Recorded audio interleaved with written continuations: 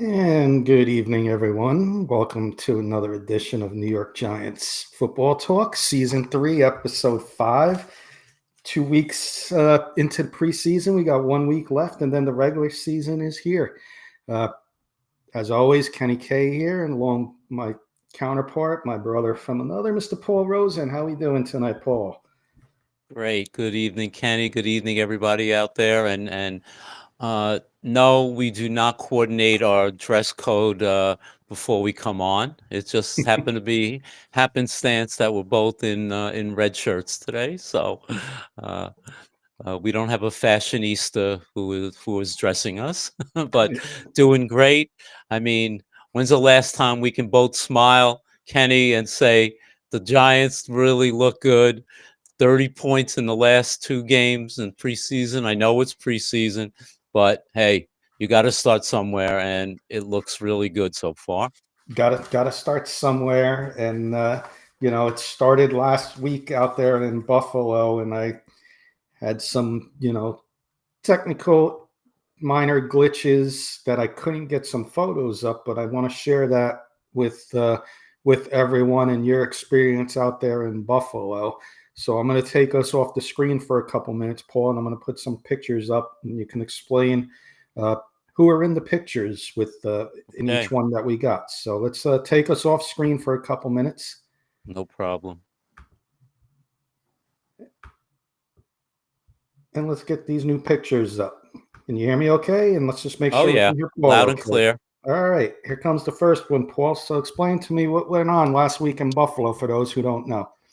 All right. Well, we were right outside Hardmark Stadium, and I'll give you the overview. The two little guys in front are my grandchildren, grandsons, Marlo to the left, and George wearing the Josh Allen jersey to the right, 5 and 7. And as you can see by the sign, this was their very first game. And to my left is our daughter, Timmy, and to the right, wearing the green neon jacket, says sheriff, and he is a sheriff, and he was directing traffic, is our son in law, Matt. And to Timmy's left is her sister in law, Kristen. So that was before the game. We got there, and everyone was looking very much forward to going into the game. Got a couple more pictures for everybody, Paul. So here's the next one. Okay. As you can see, we're very low toward the field. As many of you may know, first of all, that is my wonderful, beautiful wife, Luby. And again, our grandsons, George and Marlo, holding that sign again. Many of you may recall I have known John Mara for a number of years, and this being our grandson's first game, asked for, and the Giants were so gracious. They gave us pre-game field passes to go along the sideline and watch the pre-game warm-ups. So we are standing literally 5 yards off the field. Awesome. Got a couple more for everybody. So let's pull up the next one. And there it is, And right on the again, 20-yard line, it looks like. yeah, we were about the 20-yard line. And again, that's Luby and myself along the sidelines. Uh, we had a great time. It was hot as heck out there. The temperature probably was close to 90 degrees. Yes, in Buffalo in the summertime, it does get very, very hot as it gets very, very cold in the wintertime up there. And one last one for everybody this evening. This is a great picture. Outside of Highmark Stadium, there's an area with the Buffalo Bills insignia logo, and the kids wanted to take a picture. So I got down on my knees with the sign and the two little guys, and we took a picture with the Buffalo Bills logo. Most football fans know that, with the red stripe going through the middle of the buffalo. So and that was right outside the stadium as well. Nice. And it looks like you had an amazing time, a time you will not forget. Let's put Paul back on the screen with me. That'll be one you never forget, I'm sure. And you know, Luby as well, and your daughter-in-law and son-in-law as well. Yeah, it was phenomenal. It was fantastic. Obviously, the event itself, having the kids there, of course, they got the win, so that was nice as well. But just the overall element, they even got when we first came in, it was what they call Kids Day at the stadium and the game, and many kids, not just our grandsons, that was their first game, and they gave out kids first time certificates attending a game, so that was also nice for them. Awesome. Awesome. Yeah. Uh, you know, it's something you wish you can do every week, but when you can't do it every week, it makes it special when you can do it that you know, even though it was Exactly. preseason, that'll be something special. Looks like we're having some technical difficulties on the YouTube side. I haven't seen that connect yet. So people that Oh, come in okay. late on YouTube will make sure they go back and look at it at the beginning. I'm not sure if YouTube is down or if it's just taking a slow time tonight to connect. But we're up on Facebook, we're up on Twitch, so we're going to keep the show rolling, Paul. And we got a fun one for everybody. You know, like you said at the beginning, you know, exciting time to be a Giants fan. We look, even though it's preseason, we look like we're in regular season form, and we look in sharp. You know, and you know, a quick little recap of the game. We're going to talk about some of our rookie classes in the past, and can this present draft class be equally as good or maybe even better as you know, we go into the regular season in 2 weeks. You know, definitely a time to be excited about. But and you got a little would you rather with roster cuts coming up. You know, would Hmm. you rather have this guy or that guy? So a nice fun show for everybody. Hopefully everybody can tune in. Hopefully the YouTube side fixes itself, and we can have a good show regardless. But why don't we get started, Paul? Give us a little recap. We both watched the game. I watched it on DVR. I was working the Hmm. night of the game, but give us a little quick recap, and then I'll add anything. I'll add two Okay. cents at the end. Okay. You have to say, first game at MetLife Stadium for both actually the Giants and the Jets. We share the stadium, as most of you know, and it was a total domination by the Giants, and as simple as that. Uh, the final score was 31 to 31 to 12, and it was never the game was really never in doubt. Uh, Opening series, Russ came out and threw his patented moonball of a guy to a guy we'll talk about, Bo Collins, my guy from Notre Dame. We'll talk about him in a little bit. And it went for 80 yards, and they quickly scored a touchdown, Devin Singletary. And then the arguably the best rookie quarterback that's come out so far in preseason. And again, as Bill Parcells is so apt to say, I'm not anointing this guy to the Hall of Fame yet. We know it's just 2 preseason games, but Jackson Dart has looked amazing in both of them, poised, confident, sure of himself. And let me just say one thing. I love what Brian Dable did. I don't know if everyone watched the game, but at one point, I think it was the third or fourth series, Russell Wilson was in a quarterback. He pulled Russell Wilson. Nobody else knew about it except Russell Wilson, not even the coaches. He put in uh, Jackson Dart just as a one play, uh, and he didn't tell anyone else. Because we know sometimes injuries happen, the quarterback gets hit, has to come out, the backup has to go in. Well, in this case, he put in Jackson Dart. What did he do? He threw a screen pass to Theo Johnson, 30 yards downfield, and they moved the ball. So I thought that was great.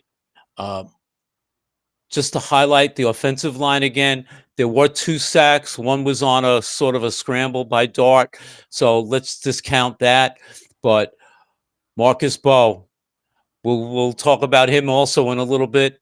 But this kid in 2 games, 1 pressure in 60 drop back pass attempts that he's played on both the left side and the right side.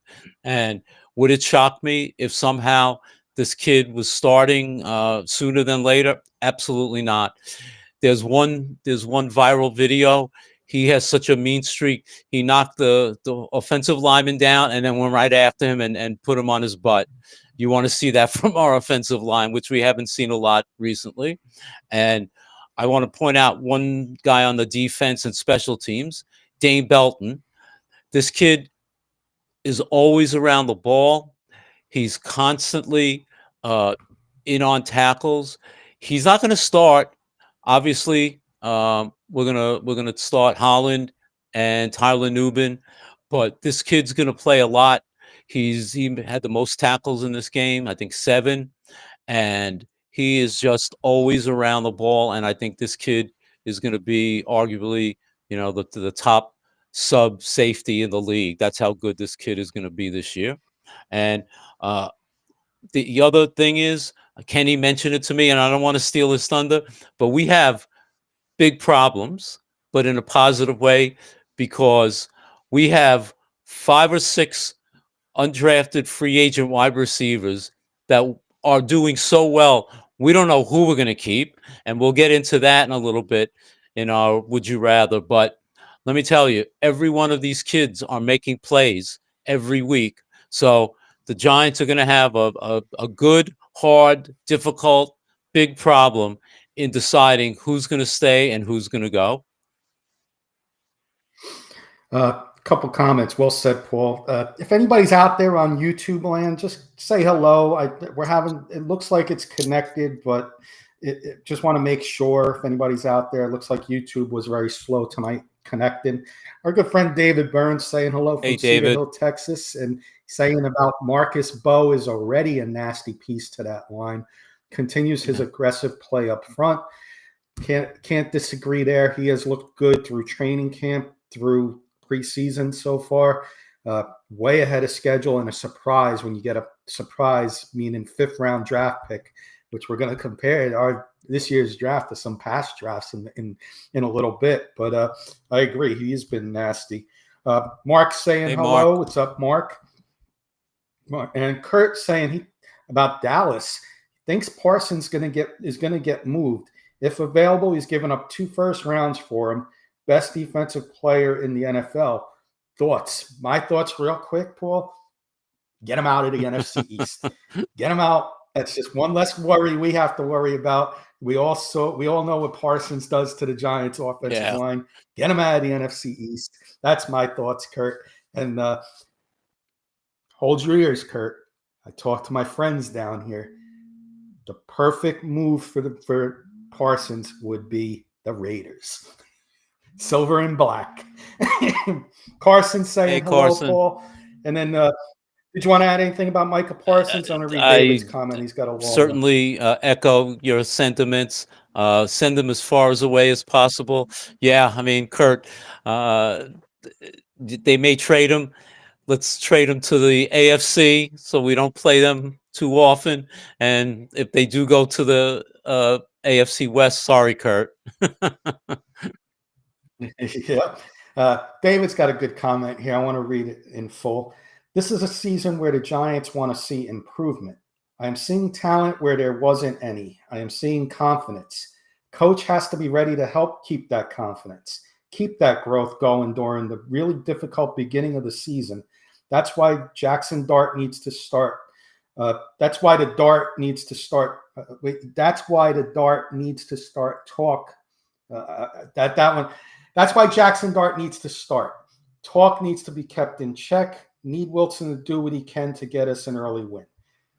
I think I said all that correctly. I think the Jackson Dart thing confused me at the end there, David. I apologize. But well said, about the improvement, the confidence, the coach. Russell Wilson needs to get an early win agree with all of that, Paul. Any thoughts on that? Yeah, I mean, let's face it. Maybe The Giants early in the season, they have 2 road wins. The Commanders are coming off of a championship game appearance, but that being said, it's an all new season, and having Russell Wilson at quarterback gives the Giants a big advantage in terms of having that professional quarterback that can play against any team, including teams that get to the championship games or the Super Bowl. And the one thing I also want to add, I'm sure you probably saw this, Kenny. Andrew Thomas was activated off the PUP list today. Malik Neighbors was also practicing, and one of our favorite rookies, Cam Scatterboo, was also practicing today. So those are all good signs for that opening game of the season. Yes, amazing. Great news. But in the heading, and YouTube is up, so welcome YouTubers. If you checking in on YouTube, Carson said hello on YouTube. Go watch the beginning. I got some photos of Paul and his family out there in the first game of Buffalo that we were going to share last week, but we had some issues. But we got it up this week, so go check out the beginning.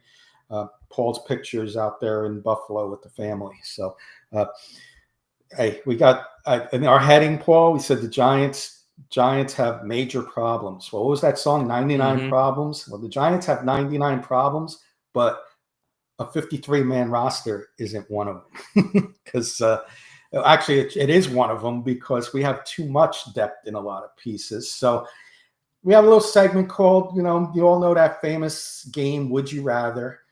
And Paul's got a little Would You Rather preseason roster, bubble, whatever you want to call it. He's got some questions, some players on what would you rather. So I'm going to pass it to you, Paul, and I'm excited about this little segment. Oh, and by the way, Mark's saying let him go to the Raiders, and Montreal Washington also looking good. So, yep, we're going to get into a lot of these players now, Mark. All right. Speaking of Montreal, Mark and Kenny, my first Would You Rather, and I'm starting it right off the bat. Would you rather Bo Collins or Montreal Washington?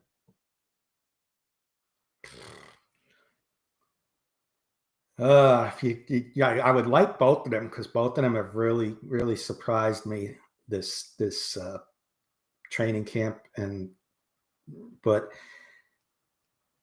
because of the player Montreal Washington is to Bo Collins, I'm going to go Montreal Washington because Bo Collins is going to be behind Neighbors, behind Slayton, where Montreal Washington are behind Robinson. Better chance of succeeding there. Okay, well, I'm going to respectfully disagree. I touted this kid right from the day after the draft when they signed him as an undrafted free agent. The kid's done nothing but become a complete player, a receiver, and blocking from his wide receiver position. I just hope he makes it. I think he's proven himself.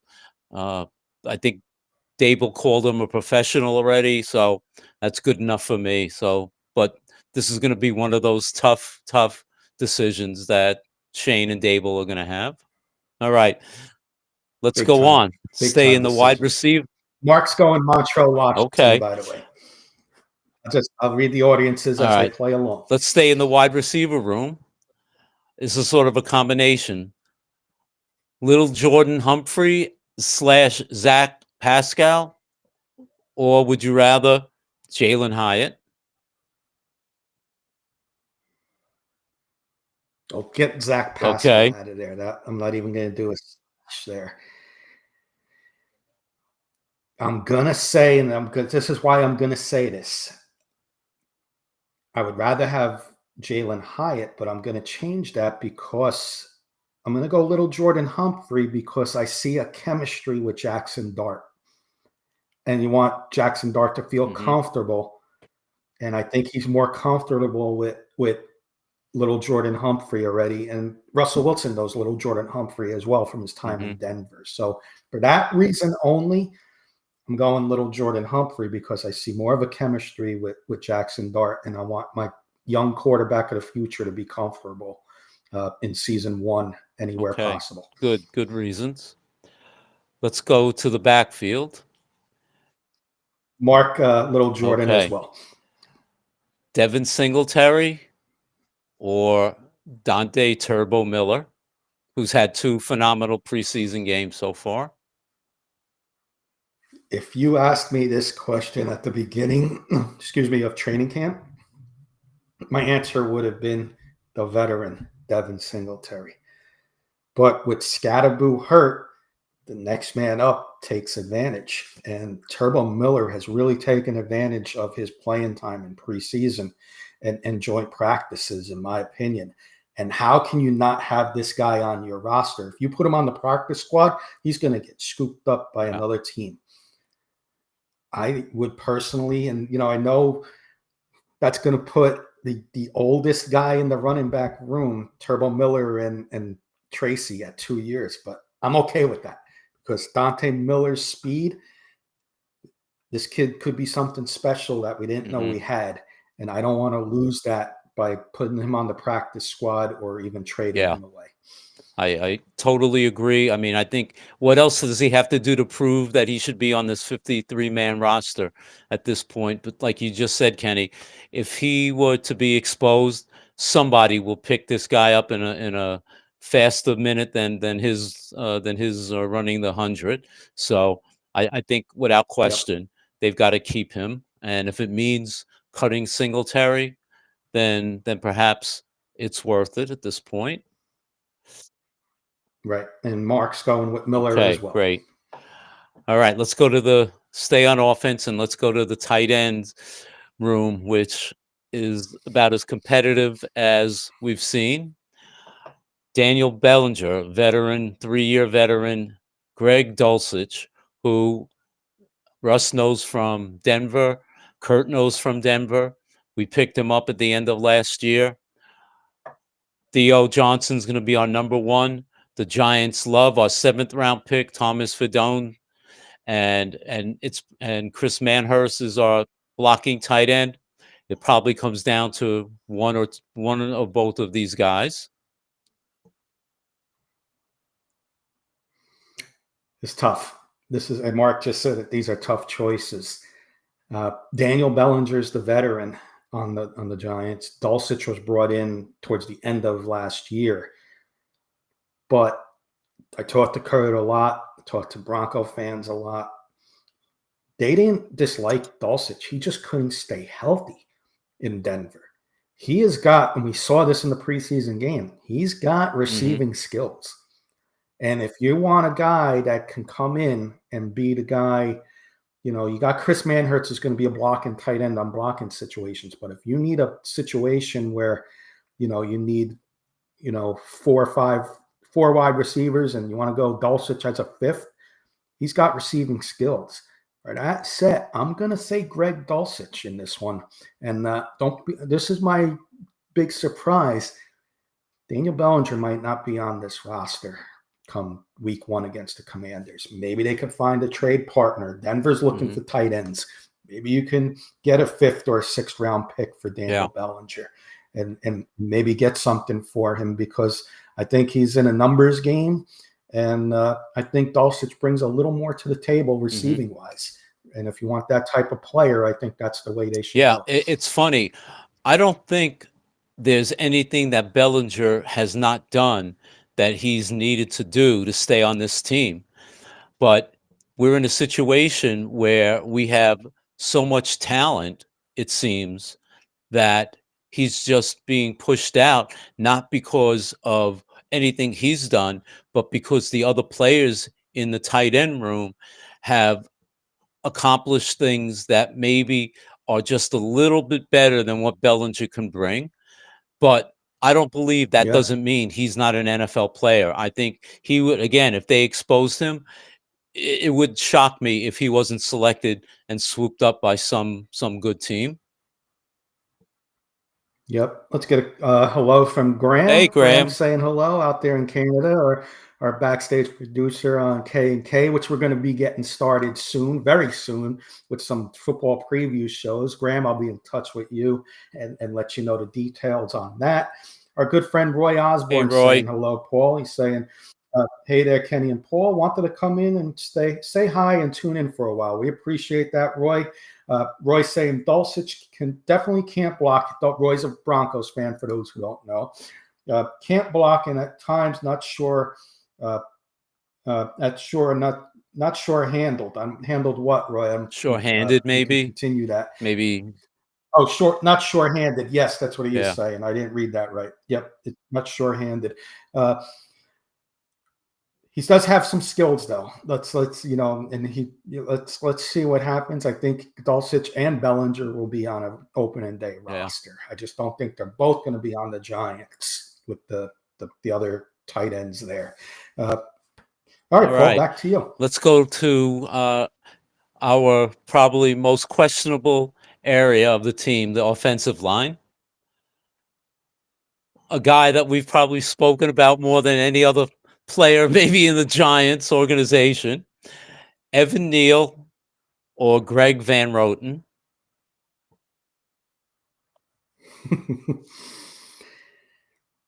It's tough. It's tough. Right now, today, I'm going to say Greg Van Roten. But this one can change as soon as next week because Evan Neal looked pretty good against the Jets.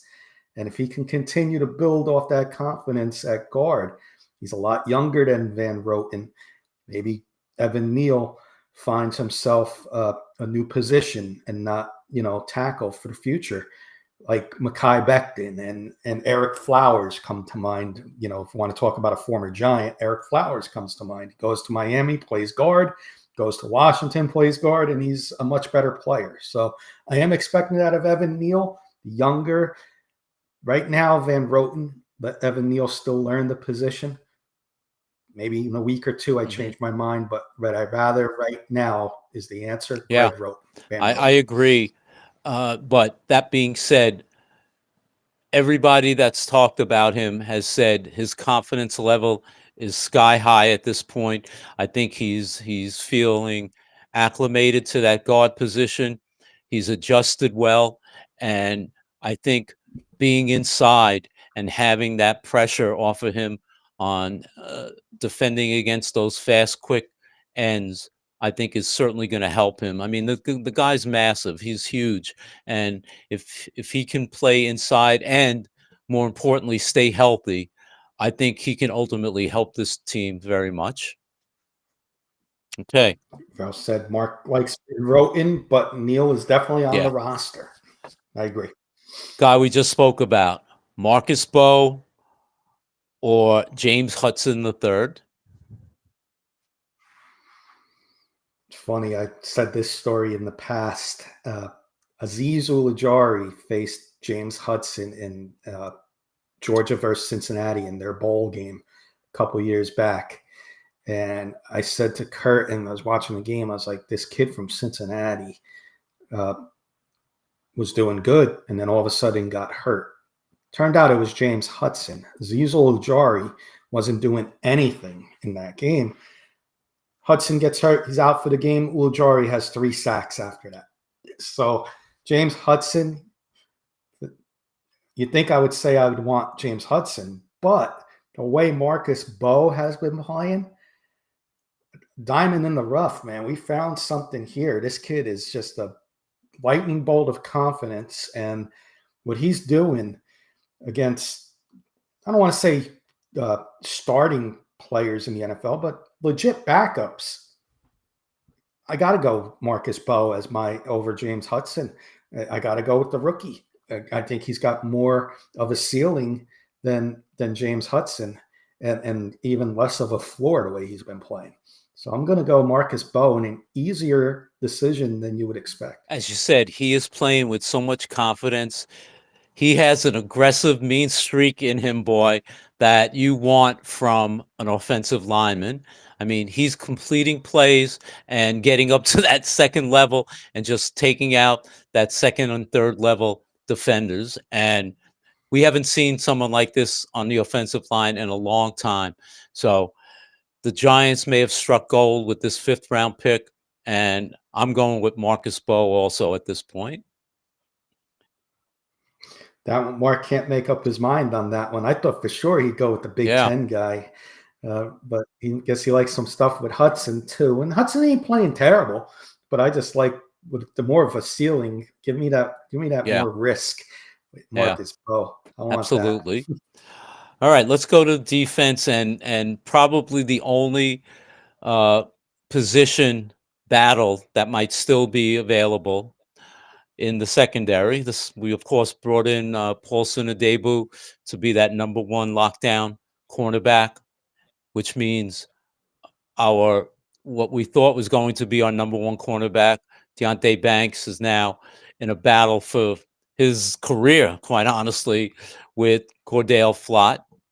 So, Kenny, I know you're not a big Cordale Flott fan, but which one would you rather have at this point? Well, this might be the year because I saw some good things from Cordale Flott against the Jets. He made some nice plays. Tay Banks has not. I got to go. It's a hard decision. It's because, sometimes you put your feelings aside in many things in life. And I got to put my feelings aside on this one. Today, I got to go Cordale Flott. Maybe that's the wake-up call that Tay Banks needs.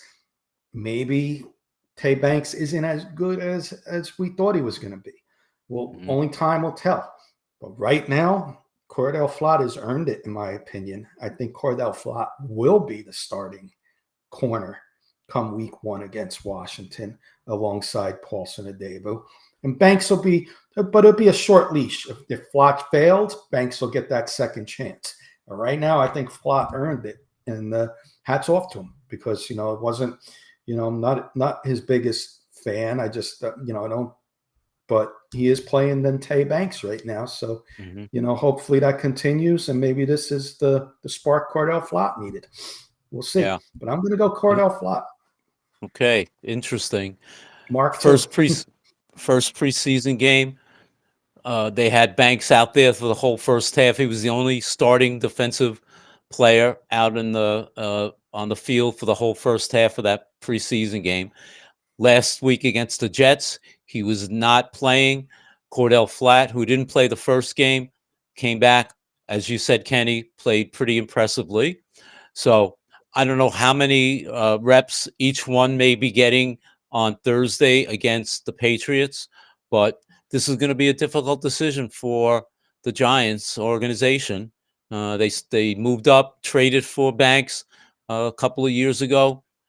But listen, you've got to put your best players and the players who are playing well out there, regardless of where they're drafted. So it'll be interesting to see come first game against the Commanders who will be out there starting for them. There's our good friend Keith Brugman, Denver Bronco Roundup. Hey, Keith. Sports Network saying, gentlemen, Jackson Dart can't come soon enough for me. The kid's legit. Good to see you both. I'll be on with Keith. Thanks, Keith. About 10 Eastern, if anybody's awake, doing some Bronco talk. I know there's some Bronco fans in our chat. We'll be on this evening on there talking some Broncos. So follow us over there at 10 Eastern. But good to see you, Keith, and see you in a little bit. We're doing some roster battles. Soon we're going to get into some of the draft classes of Giants past. Well, Keith's comment was a perfect segue into my last 2 questions for you, Kenny. Would you rather starting quarterback Russell Wilson, or would you rather Jackson Dart? It's getting closer, but I'm still going with Russ. Russ has done nothing in preseason or training camp to say he shouldn't be the starting quarterback. 80-yard moonball to Bo Collins on stride, one of the first plays of the game versus the Jets. He's doing what he's supposed to be doing. I think Russ is a good leader. But I will say this, the leash is shorter now, where we thought maybe, oh, wait until 10, 11, 12 games. Maybe you're waiting only 5 or 6 games now. Maybe in a couple weeks that you only wait in 1 or 2 games if this kid keeps progressing. Right now, I think you go with Russ to start the season and see where that leads. But Jackson Dart will be in there sooner than later if things aren't going well. Believe I that. agree. I Mark think. wants Wilson. Mhm. And Eddie's saying hello. Our good friend Eddie Murphy's in the Hey, audience. Eddie, how are you? I agree. Wilson, I believe, has earned, just from the fact that he's been in the league for so long, his experience. Everybody's looking up to him. He's a true leader. His experience, Super Bowl winner. You can't not have him in there as your number one quarterback at this point. Listen, there's nobody that's going to say Jackson Dart hasn't not just played well, but probably exceeded expectations by anybody who's watched NFL. So many people have said, "Oh, well, Dart shouldn't have been a first-round pick. He wasn't better than Shador. He wasn't better than this one." Bottom line is, the kid has played lights out in both games, and those outside, uh, tangible attitude, personality, confidence, everything that you want in a number one quarterback, and I don't want to say it, but a franchise quarterback, he has exhibited so far. There hasn't been anything that Jackson Dart hasn't shown that says this kid is going to be a perfect fit for the New York Football Giants. And My Eddie's got last, a would good, you rather? Eddie's got a good comment. Let me get Eddie's saying Dart won't Yeah, get significant time until the end of the year. And I just wanted to add, I agree with that. But don't be surprised if you don't see Dart play at all this year. That means the Giants are in playoff contention.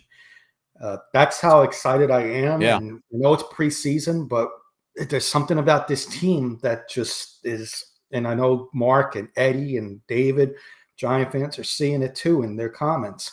But Dable has to think about his future.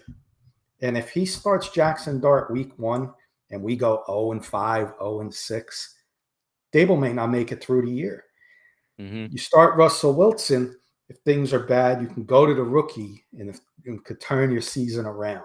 So I think that's another added reason to it. But Russ playing well, I don't think there's any, you don't have to ask that question because Russ is playing well enough in preseason and training camp where he deserves the shot to start. Yeah, I know. I always compare. I always say this. You've heard me say this before, but listen, even the best quarterbacks of all time, you've heard me say this. Peyton Manning, go back to his rookie year. He may have started, he threw 26 interceptions his rookie year, and they had a poor record. All right. So I don't care who you are, as good a quarterback that you are coming out of college, that does not mean for every good quarterback that comes out of college, there's always maybe a Jaden Daniels and a CJ Stroud that's going to elevate their game. But inevitably, rookie quarterbacks do not succeed that first year. I mean, Eli was 0-6, I think, before he won his first game and did not play well early in his career. So, as well. So, the expectations are high, but let's sort of temper our feelings about Dart until he has an opportunity. And let me just get this comment from Eddie real quick because it's right about what you just said. He wants to see Dart in huddle, then go to the line. 2 games that he's been in has been mostly no huddle, and there you go. Like he needs to Yeah, learn yeah. more, and then as the season progresses, when practices, he'll be in the huddle and can do stuff from the huddle. But Eddie nailed it. He might be looking good, but he's only doing certain things right now. hmm Exactly, exactly. And Uh, my last would you rather also pertains to the quarterback room. Would you rather backup quarterback Jameis Winston or Jackson Dart? I'm going. If you're keeping Jameis on the roster, I got to go Jameis. I'd rather have Jameis Winston because if you lose Russ, you still got the starter Winston, starting experience for a couple games, and then you can make that move sooner to Jackson Dart. But I'm going to go Jameis Winston as my number 2 right now. Okay. And let Jackson Dart learn for a few weeks. I agree. Some of the best quarterbacks in football have learned for, some have started day one, some have learned. Aaron Rodgers comes to mind. Sat behind Brett Favre, learned the game. Some players learn the game before they're in, so Michael Patrick Penix. Mahomes Not Patrick Mahomes played the last game of the year, his rookie year. Yep. So yeah, So. let's see. Let's hope. Let's get Marco and Winston. Keith's got a question. He says, if you start Russ and go 0-5, your job is just as much on the line, in my opinion. If we go 0-5, do you think Daboll's job is on the line? I thought his job was on the line last year when they went 3-14. Clearly, they've got to improve. It just depends on the overall improvement. They have a very difficult schedule. There's no question about it. I think they have the most difficult schedule in the league on paper. Are they losing games 34-10, or are they losing games 20-17 on a last second field goal by Buckner on Sunday Night Football against the Chiefs?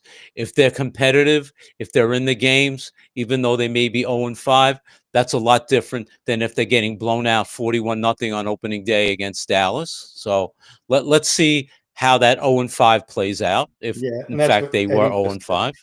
I gotta put you on the spot. Keith's trying to put both of us on the spot, but I got to put you on the spot because he wants to start Jackson Dart. But this is going after you. This is me passing it off to you. If Daniel Jones was in this competition, where would he rank? Daniel Jones wouldn't be on the team this year. Behind Tommy DeVito. Yeah, well, they would try and trade him. Though he may win the starting quarterback for the Colts this year. He just may. So God bless Daniel Jones. Yep. Did you have any more, Paul? Or that was it? That was my list. Great job, Kenny. The other 3 you hit. So I had 4 written down, but I want to give you this bonus one in the audience. Punt returner / kick returner, special teams, maybe backup slot wide receiver. Gunnar Olszewski or Smith-Marsette? That's a great question. The interesting thing is Smith-Marsette early in training camp wanted to be considered as a receiver and given the opportunity not just to return punts, but be a receiver. Ford Wheaton got injured, Achilles. He's out for the season. They signed Gunnar Olszewski, and now he's been given the opportunity to be receiver, a slot receiver, backup, and return punts. So it's interesting the way that has developed. But at this point, I think I would rather go with Gunnar Olszewski. I'm with you. I'm seeing, if Wan'Dale got hurt, I see Gunnar Olszewski coming in and filling that slot receiver role. I've seen it against Buffalo. He looked good. He made a couple plays against the Jets. I'm seeing more plays there. Smith-Marsette as a punt returner, they're in like a 100-yard dash. Those two, they're right next to each other. I don't see one being so much better than the other as a punt returner. If Gunnar Olszewski's bringing more to the table as a backup slot receiver, by all means, that might hurt Montrell Washington, but Gunnar Olszewski, maybe gets a chance to prove himself at the beginning, and maybe Smith-Marsette on the practice squad, or vice versa. I think one of them two will be on the practice squad to start. Yeah, I mean, this is almost like a Daniel Bellinger. It's not that one or the other has done anything poorly.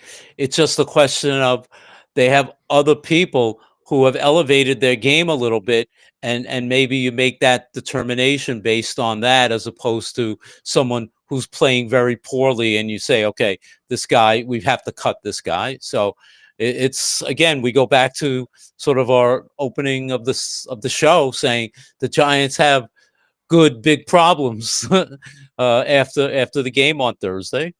Yep. I'm going to answer this one rapid fire because I'm looking at the time. I want to get into some of Okay. our draft stuff. Keith Okay. wants to know, we get 3 captains on the team. Who are they? We did a captain show a couple weeks ago, but for me, it's simple. Dexter Lawrence, easy. I know you probably agree with me, Paul. If you disagree with anybody, let me know. Yeah. I'm going Russell Wilson, man of the year in the past, and coming in as the veteran guy to be the leader on the offense. I got to go Russell Wilson. So those two, I think we're both in agreement with. Here's where it gets tough. You know, where do I want to go on the third? Do I want to pick a special teamer? Do I want to go back on the offense? I'm going to go offensive line, and I'm going to give it to somebody. I know Paul's going to probably disagree and go maybe different player on the line, but I'm going to go with the center, John Michael Schmitz. It's time for him to step up, give him a captain's role, and maybe he does step up and be that second-round pick we drafted him to be a couple of years ago and lead that offensive line by example with the Hall of Fame quarterback behind him. I like your pick, but I'm going to respectfully disagree. But I will keep it on the offensive line. When Andrew Thomas is healthy, you can argue he might be the best left tackle in football, or one of the top 3 left tackles in football. I think he's earned that honor of having that C on his chest. So I will say Andrew Thomas would be my 3rd captain if we only have 3.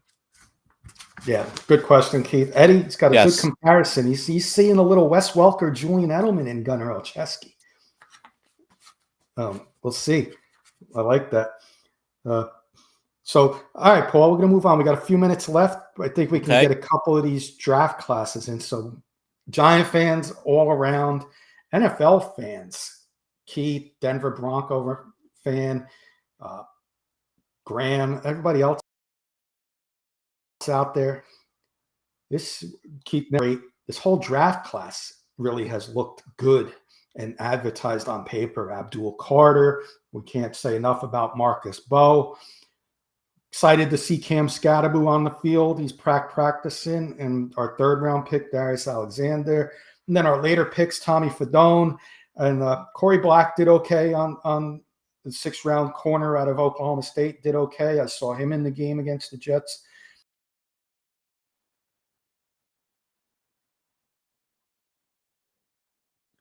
I think maybe what I did was there you go.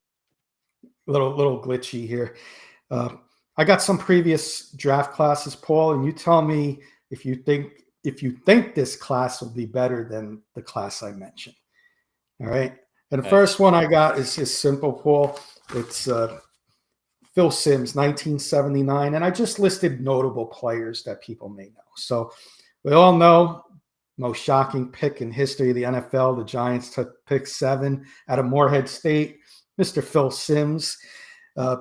Ernest Gray was picked in the 2nd round. People may know him, the wide receiver out of Memphis, played 7 years with the Giants. A couple you might not know these 2 names, but I do. Paul may know them. Phil Tabor, defensive end out of Oklahoma, played 4 years with the Giants. And then in the 5th round, Cleveland Johnson, I wrote down, a little tight end there. So 1979, I wrote, I did a lot of the quarterback drafts. On paper, do you think our draft class with Jackson Dart, Abdul Carter is better than this one? Right now, I'm going to say no, because Jackson Dart may be the franchise quarterback in the future. Phil Simms was our franchise quarterback. Number retired. No one will ever wear his number 11, Ring of Honor, one of the great Giants of all time in the top 100 Giants. So for right now, I will say that class is better than this one. 1981. Greatest defensive player, greatest player in the history of the NFL by many. To most Lawrence people. Taylor, by most people, is right. Some people, Giant haters, they got him off the board. No names mentioned. Pick 2, Mr. Lawrence Taylor. Who in the right mind would pass up on LT? But I wrote him down because of Abdul Carter being picked number 3. Okay. Backup, and he played some on the offensive line. I remember him well. Billy Ard, pick 221. Mm-hmm. And then a backup linebacker. No, actually, Kenny, if I can just quickly correct, Ard was a starting offensive lineman on the 86th Giants offensive line. He was. My apologies there. You're right. He was. And the backup I was talking about, this funny story with him, is Byron Hunt, the backup linebacker, special teamer out of SMU. I was at a bar, a little sports bar in New Jersey back in the day with one of my friends. And in the back where the pool tables were was this big gentleman back there. And I said, "Who's that?" And the bartender said, "That's if you know Giants, that's Byron Hunt." I said, "I remember Byron Hunt." I said, "We're back there. They were doing it was a flag football league there's going to have some former Giants on there, and we're going to be like the captains of teams. I think Stacy Robinson and a couple others, along with Byron Hunt." And some reason I never got back. Oh, the scheduling was tough. My work schedule, I couldn't go. So I was definitely interested in joining that flag football league with a Giant player coaching me, but work didn't allow it at the time. I was working every other Saturday and I couldn't do it. But Byron Hunt. So LT, Billy Ard, Byron Hunt, or this draft class, Paul. Again, you're talking about the greatest player in NFL history. Until I see Abdul Carter putting on that gold jacket and Jackson Dart being elected into the Hall of Fame, I'm going to go with LT. Fair enough. I want to give a shout out and a good friend and a nice aloha to our good friend Patrick Wiltsey out there. He's saying, "Apologize if you covered this previously.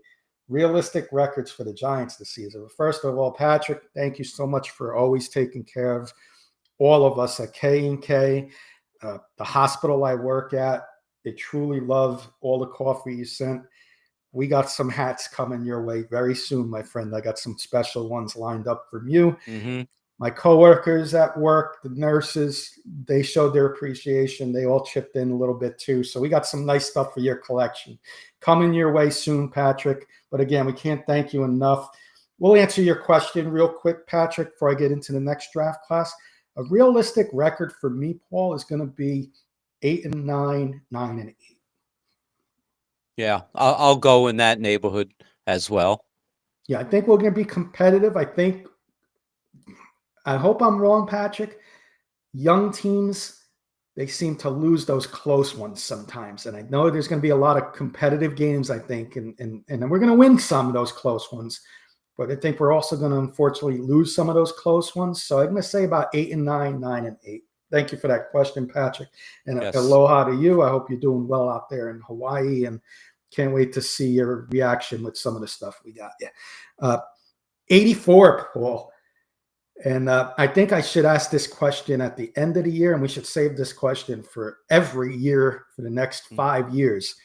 Because in my opinion, I think this is the best draft class the Giants have ever had.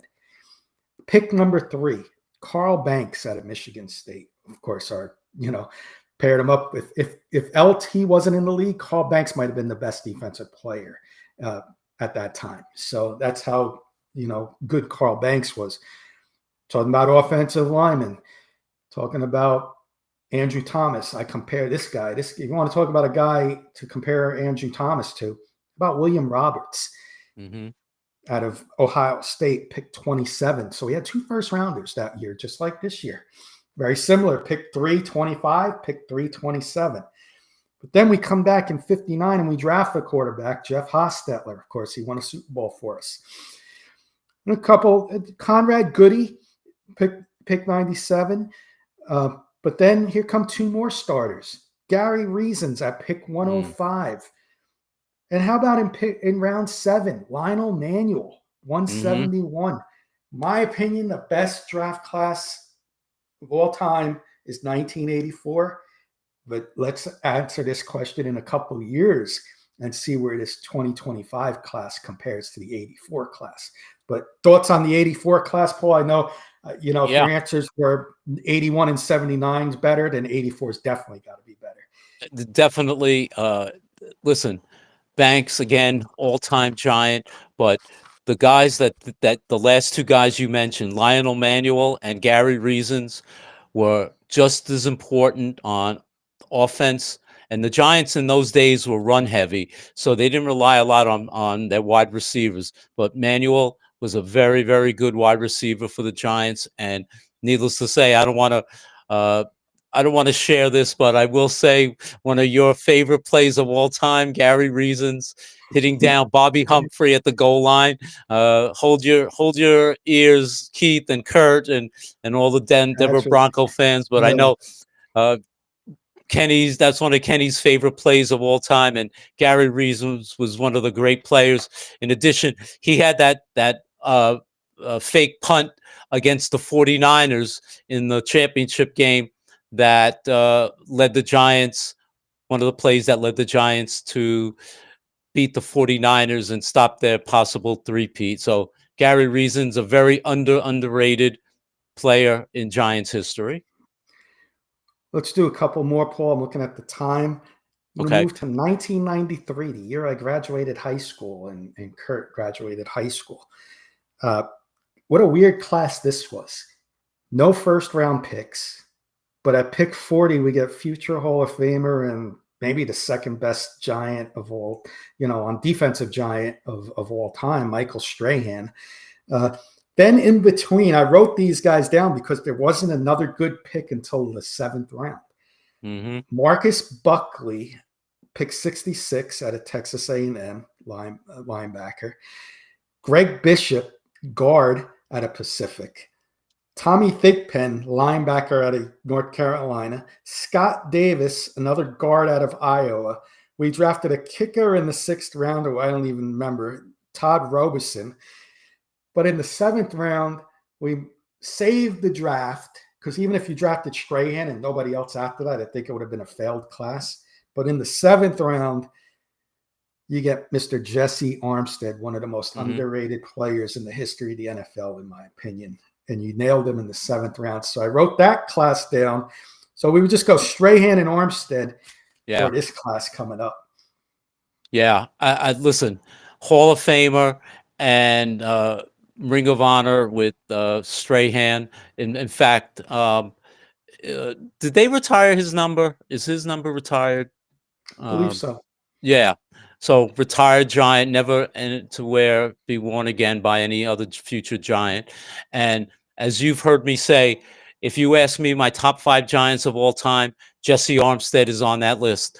I love Jesse Armstead from your favorite college, the U, undersized linebacker, but the guy was an all-pro, made 5, 6, 7 all pro bowls, just all over the field. One of the best players the Giants on defense they've ever had. And I just love the guy. I thought he was as good a giant linebacker. And the Giants have had many, many linebackers in their history. Just an all-time giant linebacker. And for those who just tuned in, saying the Giants, the headline was Giants have big problems. Giants do have big problems. The rookies aren't one of them. But the big problems we have is all these guys playing well in preseason. What are we going to do on cut day? So that's a good problem to have, to have a lot of those decisions. But there's the big problems. If people are wondering, what are you talking about problems? That's what we're talking about.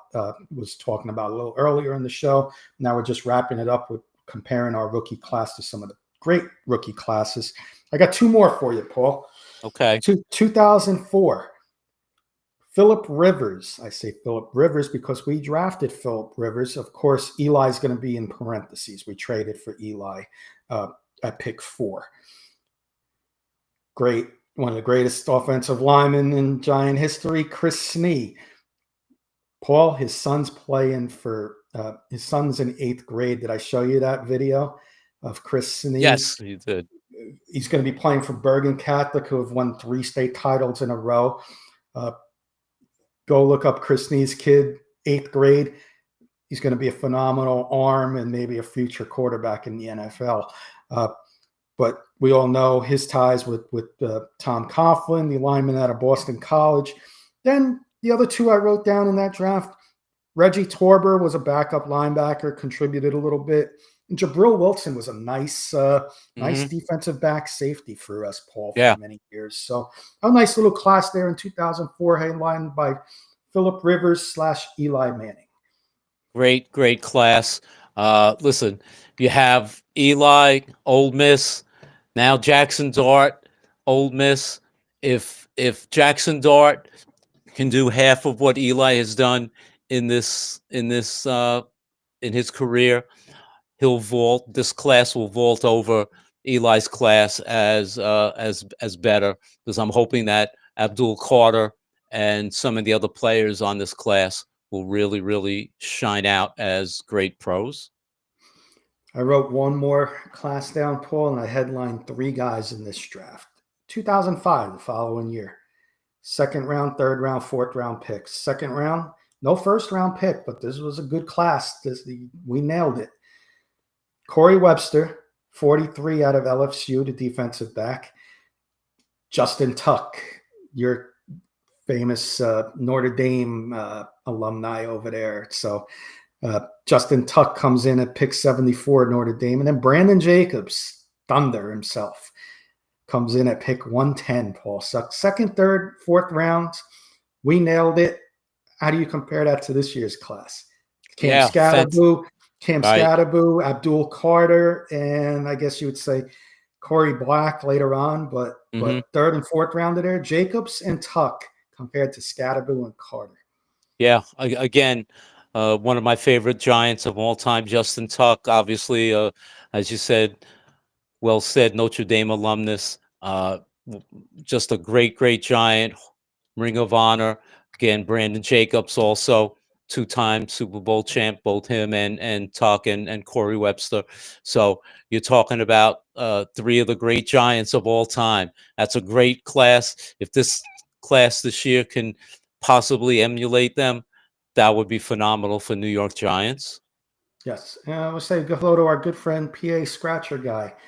You don't have to be a New York Football Giants fan to hit the like button. Anyone can do it. PA, I hope you're doing well. I know you're a Steeler fan. I think you guys are going to have a pretty good year out there. See how far Aaron Rodgers can take you, but you do have a legit defense. And thank you for that, PA. It does help the stream out. It helps us out. If it doesn't cost you anything, hit the like button. If you like the content we're putting out there, it gets us noticed by many more people. If you hit the like button and enjoy what we're doing out there in YouTube and also Facebook, hit the like button and follow us. Paul, I think that was it. Did you want to mention any other draft classes before we get some final thoughts in? The last draft class was the 2007 draft class, because I really think the Giants don't win, even though the 2004-5 classes built the team. If you go back, that 2007 draft class, almost every one of those guys helped the Giants get to the Super Bowl that year. Ahmad Bradshaw was a 7th round pick. I'm trying to think of a few others. Zach Diassi was the long snapper and played on special teams.